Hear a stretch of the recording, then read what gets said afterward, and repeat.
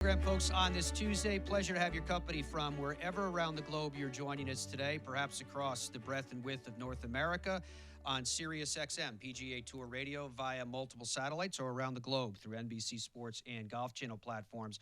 Don't forget, today on Golf Channel, it is a celebration of the life of Arnold Palmer, the memorial service from Latrobe coming up at 11 o'clock a.m. and dedicated programming throughout the course of the day. And then tonight, at 10 p.m. Eastern Time, Driver versus Driver, presented by Wilson, a novel approach to developing a new driver, maybe some new technology, maybe the one that will be perfect for your game that you've been searching for. Tim Clarke is joining me. He is the president of Wilson Golf, an old friend. Good to see you again, Tim. Thanks, Matt. Thanks for having me. How excited are you? Very excited. I think, when we started this concept 3 years ago, it's really hard to believe we're actually going to be having the premiere this evening, and unfortunately, it's on a sad day with Mr. Palmer and the loss of such a legend in the game. Obviously, he started his career with us. So it is kind of nice that he started his career with us, and we're going to kick off a unique approach to the golf business and innovating drivers here shortly. And I want to get into the detail of all of that, the 3 years and the innovating of drivers, as you say. But you mentioned Arnold Palmer and the fact that Mr. Palmer was with Wilson Golf when he started. Wilson Golf has such a deep lineage in the game of golf. You have more major championships than any other manufacturer. I think about the 8802, which is just which was the Arnold Palmer putter originally. It was changed to the 8802 after Mr. Palmer left our staff. We had to rename it. But the original putter, the original 8802, is the Arnold Palmer. You have to have those on display someplace, yes, we have right? those back at the Innovation Center, and very special to the brand, and obviously a big part of a lot of our heritage. Do you have any extras? The 8002 we have. The Arnold Palmers are pretty hard to find. I bet. So to that point of lineage and Wilson Golf, and I'm talking about even the likes of Gene Sayre. I mean, the names of the legends of the game that are associated with Wilson Golf, it's pretty stout. Matt, it's funny, and I think that's what makes this show so exciting is if you think about so many firsts, Wilson, 61 major championships, more than any other brand. We invented the sand wedge with Mr. Gene Sarazen, the Arnold Palmer 8802 putter, just so many great things throughout the history of Wilson Golf. And then to come out and continue, as a 100-year-old brand, to be on the forefront of another innovation, which is a driver versus driver reality show. It's pretty exciting for the brand. It really just shows kind of the DNA of Wilson and Wilson Sporting Goods as a whole. All right, so let me break down this so I can understand that DNA a little bit better. Try to unwind it. Certainly. Why driver versus driver? Where'd the concept come from? It was actually, as all brands do, we had a big brainstorming session. And one of the things we were talking about, we've had a nice resurgence in our golf business for the past 7 years here in the United States, double-digit growth. Obviously did a nice job turning our profit loss statement around to a good position. So one of the things we were trying to talk about is, all right, what's next? What's the accelerator that lets us really move the brand forward in an innovative fashion?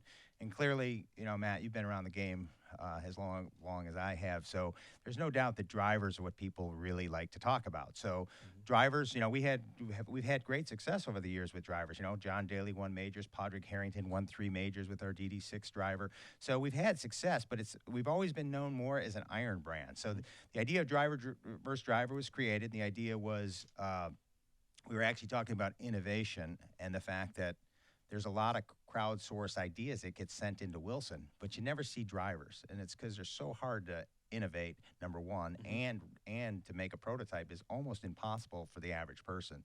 So hence we really settled in on driver versus driver. That's how the concept was created, and then we moved forward to the open call to see what kind of ideas we got. Were you surprised by the, if you will, innovation that was out there in people's minds?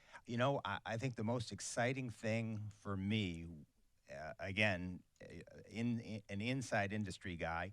And a judge. You're one of the judges on the show. I'm on the panel, but I think the funniest thing or the most You're the Simon Cowell of the panel. I'm not sure what my role was. I actually thought there'd be better judges, but my boss insisted I did it, so I did it. It was kind of an assigned role in my book. But what was interesting to me was the passion that these teams brought, and I think that's great. And we had college teams, we had graphic design, we had people from all walks of life, and it was great to see the fact that these people were so passionate about making a driver that was better, that played better, that worked better.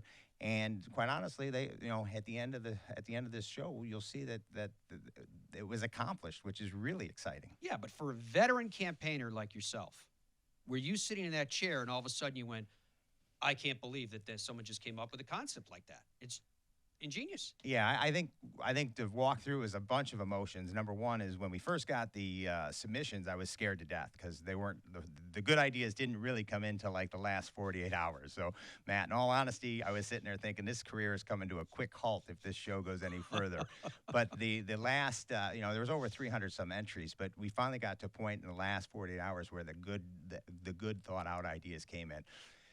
And yes, definitely, when we got to the point of looking at who's progressing and who's moving on, I was amazed at some of the concepts that were brought forward and it's things that, quite honestly, in the business, we just hadn't thought of. Mm-hmm. Once you got to the point that these advanced concepts started to come to the fore, did you then allow these individuals to take advantage of the resources of Wilson Golf, whether you're talking about drafting or CAD systems or what have you, so the prototypes could start to be generated and they could start to work with some of the drafting ideas? Yeah, if you really look at the process, the whole success of the program was really about them being paired up with our engineering staff at Wilson Labs. The ideas were more of a kernel of an idea. Some were a little more detailed. But when you start getting into real nuts and bolts, Matt, the face sicknesses, all of those things, those actually all had to come from inside industry expertise that we bring at Wilson Golf. When it's all said and done, because you have the luxury of knowing where this road finishes up. It's almost like, we're talking about Survivor, and you know who actually wins this thing. Are you excited? You know what?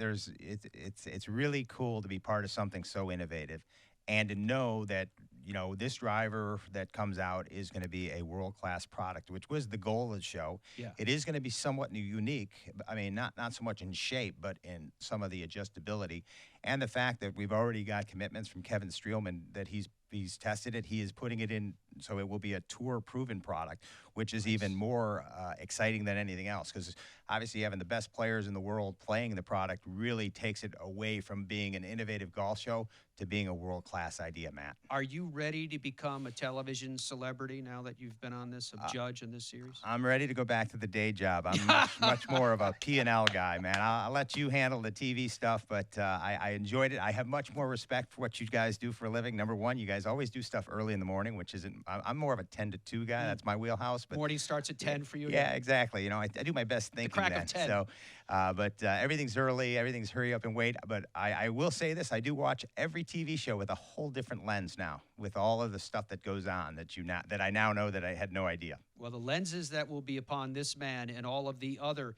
judges of Driver versus Driver presented by Wilson Golf kicks off tonight at 10 p.m. Eastern Time here on Golf Channel. The journey of someone that will end up. Did you actually hand over like a huge check worth $500,000 to someone? They get a case of money. It's Cash. they will get a check actually, but on the show it's a case of money. So it was pretty exciting. It was fun to see the excitement of people working so hard to get that $500,000. That is beautiful. Did you have the case out the whole case time? was the case is always in there. It was always in there for them to look at and think about. Where'd you keep the case in between shoots? Thank God there wasn't cash in it, because it would probably I would have taken it home, Matt. Tim, we're excited, man. Thanks. It's really exciting. It's a novel approach to coming up with new technology and kind of tapping into the collective, I guess, creative powers of so many people out there. Everybody thinks that they have a golf club in their mind, if not a golf course in their mind. And this was an opportunity to bring some of those people right up to the stage and say, okay, here's your chance. Do it. Should be fun to watch. I'm no doubt about that. 10 p.m. Eastern Time tonight, Driver versus Driver, presented by Wilson Golf. He is Tim Clarke, the president of Wilson Golf. Good to see you again. Thanks.